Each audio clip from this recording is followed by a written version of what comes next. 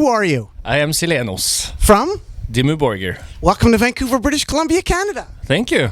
Right off the bat, I would like to give you a gift from Norway. What can you tell the people about the ski? Geitost. Ski queen, Geitost. which is... Brown cheese. Or like goat cheese. Now, is this a good gift for a Norwegian? It is. It's a very Norwegian thing, actually. And you can see that the cheese cutter is also a Norwegian invention. What sort of right meat goes with back to the ski queen? I don't know. It's hard to tell, but you need to have, I don't know, moose meat maybe? That'll fit for a Norwegian Dimmu burger. That would be great. Now, for Dimmu, when you're on tour, is it more hot sauce than it is cheese? What's the hot sauce crew? It's definitely a lot more hot sauce. We haven't had the pleasure of finding any really good hot sauces in the States yet, or here in North America. So we're always on the look, for the hottest, spiciest we can find. Like to make you cry? Yeah, to make you really hurt, like you cringe on the floor. That's what we want. Does Dimmu's music make anybody cringe and cry? Have you ever seen that at a gig? I'm sure, yeah, both in a positive and negative way. I'm most sure of it, yeah. What do you think about punk rock music? Like Amulet, punk rock. It's alright. I like old school punk, like Sex Pistols, Ramones, Misfits, stuff like that. That's more punk to me, Where did you buy your punk? Did you ever buy any punk at Helvet? What was Helvet?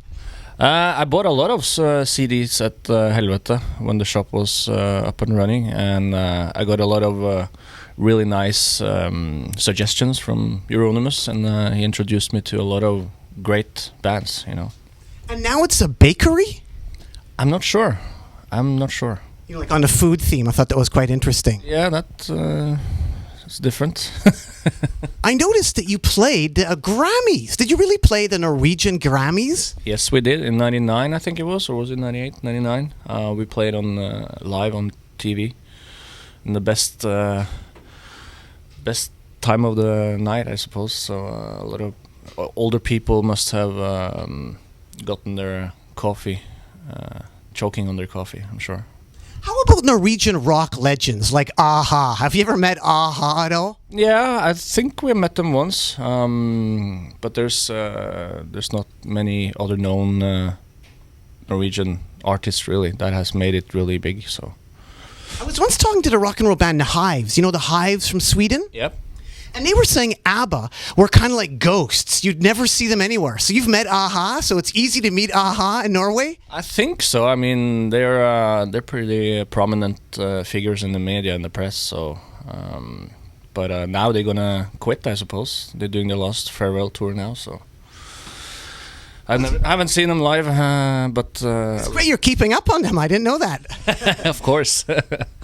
Silenos of Dimmu Borgir, I was wondering, could have you got Anton Lavey at all to be on any of your albums? Well, that's going to be a bit difficult now. Because he did play keyboards. I know he's passed away now. Yeah, he was a musician, but I'm not too familiar with his stuff. Because he played keyboards and he played drums. Did you ever think about approaching Anton Lavey? No. But you did research Aleister Crowley for the new LP? Yeah, of course. But it's not really research. It's more like you understand his works and his writings a lot more as you grow up. As a kid, it was more about he was a inspirational type of character. But once you get older, you tend to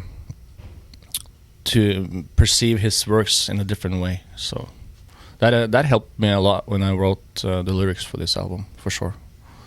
What's interesting is Aleister Crowley actually came to Vancouver, British Columbia, Canada in 1906. That's true, yeah. And you know what he said about Vancouver? No.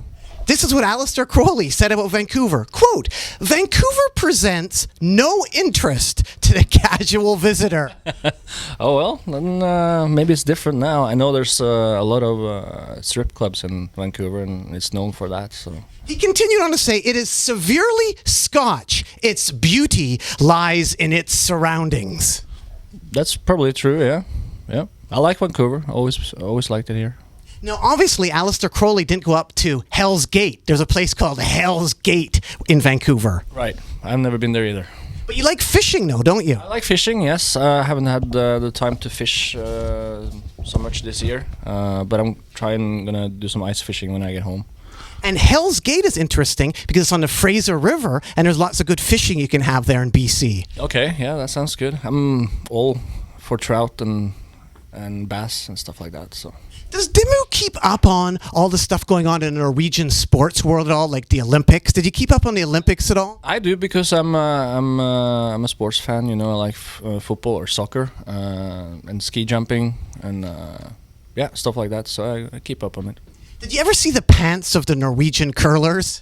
Yeah, those were quite something different, and I guess they got what they wanted, which was attention to their sport, you know.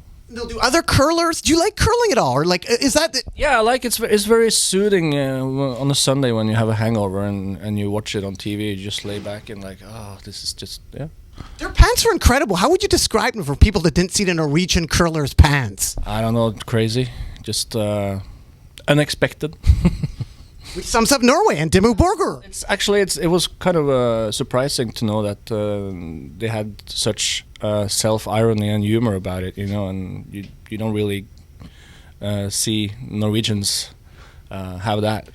Linus, was it true that cops at one time spat in your face? Yes, when we were in for questioning, that was in 94, 93, 94, and they wanted us to admit to burning a church, and of course we denied it because it wasn't true. And the cop, it was almost like in an American movie where the cop is really like in your fucking face, and so I got his spit in my face. Yeah.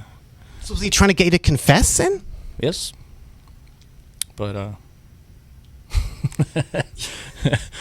And you're Linus of Dimmu Borgir. And Linus, what about Wasp? They deserve some props, don't they? Wasp. Totally agree, and I've been a Wasp fan since I was 6 years old, I think. And one of my favorite guitar players of all time is Chris Holmes.